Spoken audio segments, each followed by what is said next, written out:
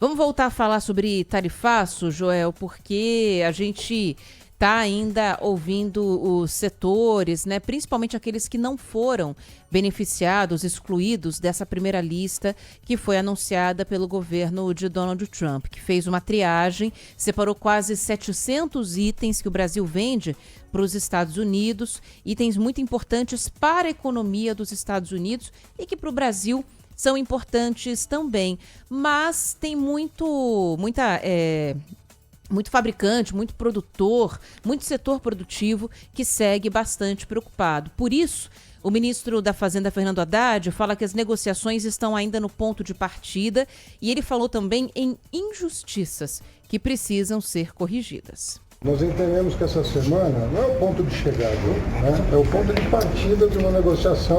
Na nossa opinião, houve sensibilidade para algumas considerações que nós já havíamos feito mais de uma vez, de que isso não ia só afetar o trabalhador brasileiro, ia afetar o consumidor americano. Nós estamos num ponto de partida mais favorável do que se imaginava, mas longe do ponto de chegada. Há muita injustiça nas medidas que foram anunciadas ontem. Há correções a serem feitas, há setores afetados que não precisariam estar sendo afetados, nenhum a rigor, mas há casos que são dramáticos, né?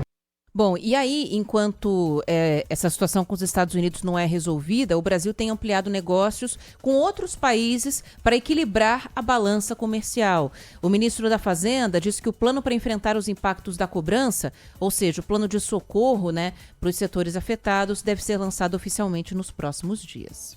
Nós vamos lançar parte do nosso plano previsto, vai ser apreciado para ser lançado nos próximos dias, né, de apoio, proteção à indústria brasileira, aos empregos no Brasil, ao agro também, quando for o caso. E nós vamos agora calibrar para que isso possa acontecer o mais rápido possível. Os atos já estão sendo preparados aqui na Fazenda para encaminhamento à Casa Civil, mas o mais importante é mostrar que a atitude do Brasil tem sido a atitude correta, de argumentar, levar à consideração do governo dos Estados Unidos os pontos de vista sóbrios, serenos e maduros do Brasil, buscar mais cooperação. E esse momento para a gente buscar sobriedade, ele não existe. Eu acho que os próximos dias podem ser importantes nesse sentido. Agora está tudo muito no quente, pode ter certeza, governo brasileiro, governo norte-americano, nenhum lado vai ter racionalidade para tomar uma decisão. E eu espero que isso se reverta nos próximos dias. O fato de ter ampliado o prazo para início, estendido o prazo para início da taxação, já faz a gente pensar um pouquinho melhor em cima disso. E vamos seguir nessa torcida. A gente vem falando de produtos que são impactados e que um ou outro você consegue ali no primeiro momento realocar, você consegue segurar. Exemplo, o café. Ele, ao que tudo indica, será sobretaxado porque ele não está na lista. Mas o produtor de café, entre aspas, ele tem uma tranquilidade porque ele consegue segurar alguns produtos. Dá para estocar um pouco da produção que ele tem, esperar um momento mais adequado para aí sim vender. O mesmo não se aplica para fruta. As frutas perecem com rapidez. Pescado, então, nem se fala. Mesmo pescado congelado, ele tem um tempo ali de acondicionamento reduzido. Então imagine como é que está a cadeia agora voltada para os pescados. Por isso que nós acionamos o Jairo Gundi. Ele é diretor executivo da Abipesca, Associação Brasileira da Indústria de Pescado, ou das Indústrias de Pescados. Ô Jairo, uma boa tarde a você, é um prazer te receber aqui no Bora Brasil, viu?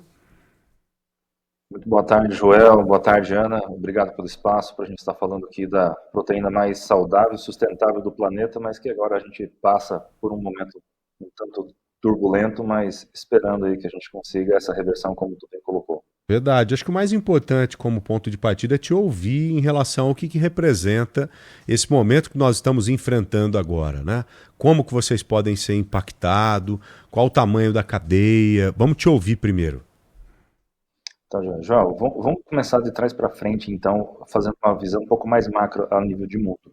51% do business global de proteína animal é pescado. O Brasil não é esse cenário. O pescado aqui ele ainda é bem menor comparado com as outras proteínas. Porém, o Brasil é a grande bola da vez no mundo. Nós temos a maior reserva de água doce do planeta, a quarta maior costa do Atlântico, e a gente está engatinhando, a gente está produzindo, só para ter uma ideia de aquicultura, Só em falando em águas da União, que é o cultivo em hidrelétricas, a gente está produzindo menos de 3% da nossa capacidade total de produção de maneira sustentável. Tá? Então a gente tem uma estrutura de cadeia que na última década foi e é a atividade do agronegócio até agora que mais cresceu, muito mais que frango, muito mais que bovinos, muito mais que os próprios grãos consolidados no mundo inteiro no nosso mercado. Então, nós estamos falando de uma atividade que vem crescendo, vem se estruturando, é uma atividade jovem ainda, os investimentos não estão pagos, né, de toda essa estrutura embrionária que virou uma brincadeira séria, essa cadeia do pescado, eu me refiro especialmente aqui na parte da aquicultura, e então nós temos hoje um cenário que nos ameaça, porque a gente tem a exportação como um fator de escalabilidade, inclusive para fornecer um produto de melhor qualidade e com preços mais competitivos ao Brasil. Isso se prova, pegando aqui da pandemia até agora, é a proteína que menos teve influência da inflação, é o que menos teve inflação de todas as outras proteínas. E o mercado americano, em específico, após a nossa perda em 2017 das exportações para o mercado europeu, os Estados Unidos passou a ocupar 70% de todo o volume exportado. A gente vem numa crescente grande. Para esse ano, os contratos que as empresas têm de atendimento para 2025 e já para 2026 representam 41% a mais do que do ano passado, que já foi um recorde de crescimento. E agora, com essas taxações, a gente fica de joelhos, porque nosso produto acaba se tornando inviável no mercado americano quando se compara às exportações asiáticas e do Caribe, né? A gente compete aí com os países caribenhos com os produtos da nossa pesca e nos produtos de aquicultura a gente compete aí com os asiáticos. Você pega o Caribe aí com 17%, 14% de taxa e o Brasil com 50% de taxa. É impraticável. O produto ele fica muito pesado na disputa comercial. Mas lá no ponto de você venda falou dos clientes. 70%, né, do que é exportado é absorvido pelos norte-americanos hoje. Mas quantos por cento do que a gente produz é exportado? Do total que a gente produz hoje? Quando a gente coloca isso, é menos de 8% do que a gente produz é exportado. A gente ainda é um grande importador. Porém, o grande detalhe disso, Joel, é porque as empresas que estão voltadas para exportação, elas praticamente só fazem isso. E aí a gente tem algumas regiões que vivem exclusivamente de exportações. A gente pega aqui, por exemplo, o estado do Pará, você pega o Nordeste todo brasileiro, será grandemente afetado, porque a pesca que acontece nessa região ela é toda voltada para as exportações. Então nós teremos alguns reflexos graves do ponto de vista social nessas regiões.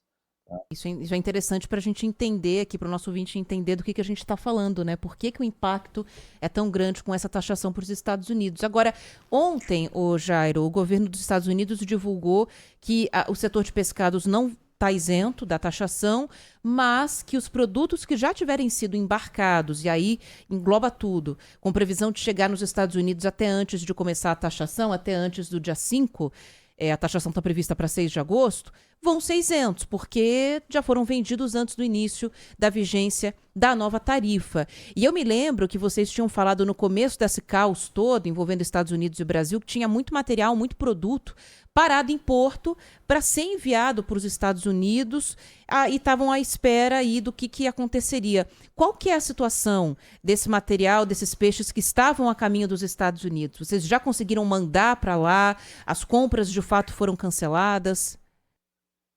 Então, as compras foram canceladas, esses contêineres retornaram aos estabelecimentos frigoríficos, estão armazenados, houve já uma redução na produção, muitas embarcações já estão paralisadas, não saíram ao mar para pescar, e na parte da agricultura é um pouco maior o transatlântico para fazer essa manobra, tá? Porque você tem um processo de alojamento que demora de 6 a 8 meses, então o reflexo que nós teremos do impacto agora vai ser daqui a 6, 8 meses, quando nós teremos uma redução no alojamento. Né? Então, o reflexo é um pouco mais lento. O dano maior agora está na perda de faturamento. As empresas que dependiam das exportações estão perdendo faturamento. E aí começa o processo de redução da capacidade fabril, desemprego, né? Começa um processo de desemprego e você tem o processo de paralisação de compra do produtor. Então, o pequeno agricultor, que é a nossa grande maioria, e 95% da nossa pesca é artesanal, ou seja, nós temos um grande envolvimento social, são muitas pessoas envolvidas para produzir a mesma tonelada, se for comparar com, por exemplo, uma pesca europeia, a própria pesca americana, asiática, nossa pesca ela é predominantemente artesanal. Então, nós temos um grande alcance social dessa pescaria. Não Então, é, nós já não é estamos feita com aqueles barcos gigantes com rede de arrasto e tal, é bem diferente. São pequenos produtores, pequenos pescadores de associações, cooperativas, que acabam fornecendo para as fábricas, para essas indústrias que acabam exportando. Então veja como essa cadeia ela é sensível também, assim como toda a cadeia é sensível, mas é importante ouvir o que nós estamos ouvindo agora do Jairo. Ô Jairo, a exportação ela vai muito de conveniência, né? Tanto para quem está importando quanto para quem está exportando. Mercado norte-americano praticamente fechado para o pescado brasileiro. Como que a gente consegue reverter, redirecionar essa exportação para outros países? Quem que pode absorver isso?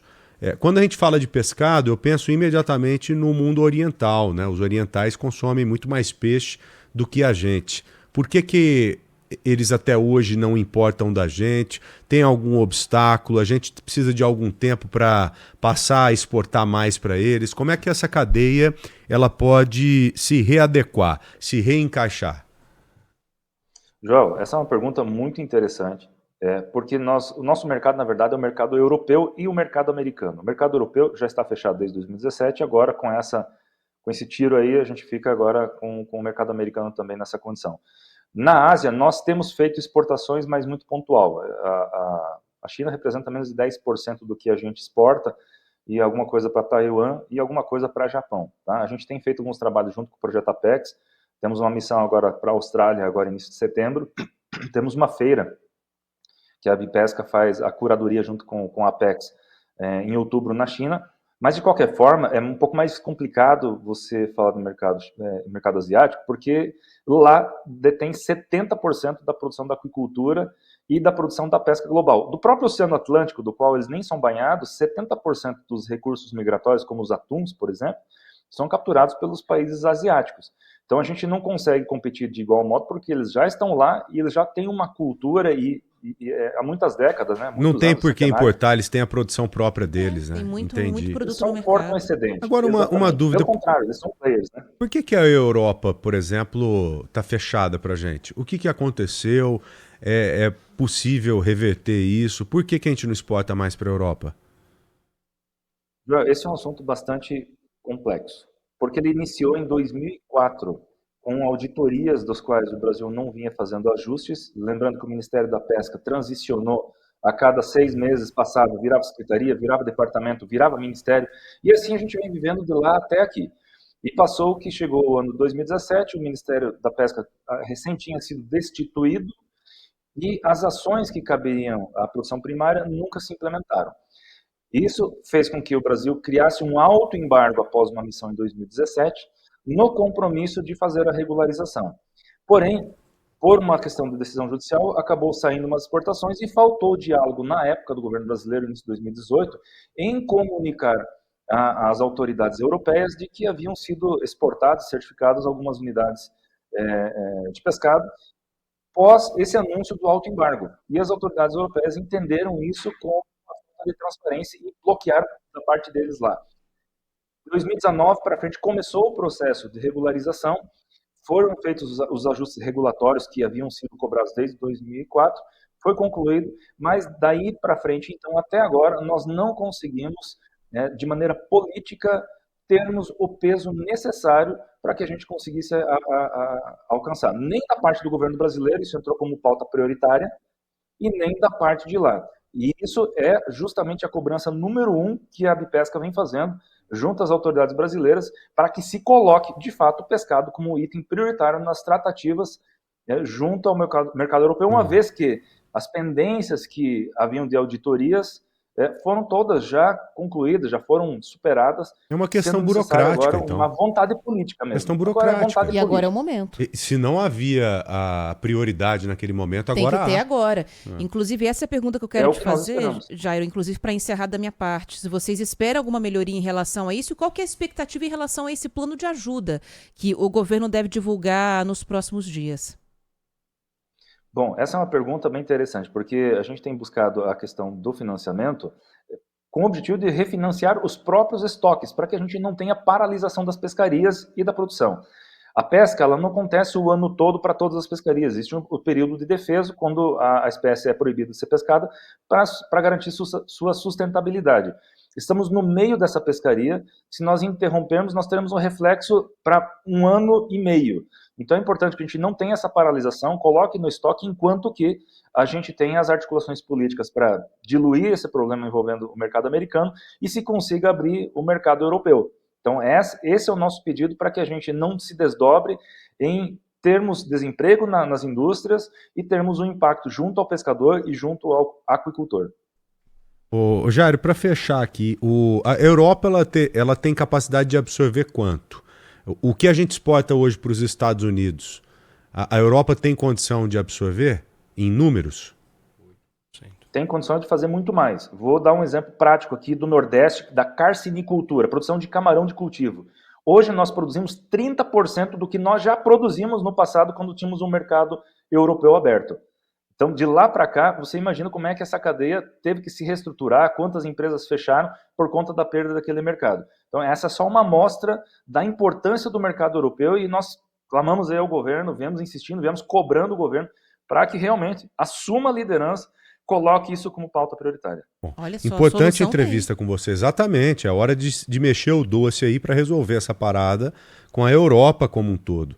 Para, se lá na frente os Estados Unidos quiserem importar da gente novamente, que importem, mas com você ali com opção, né?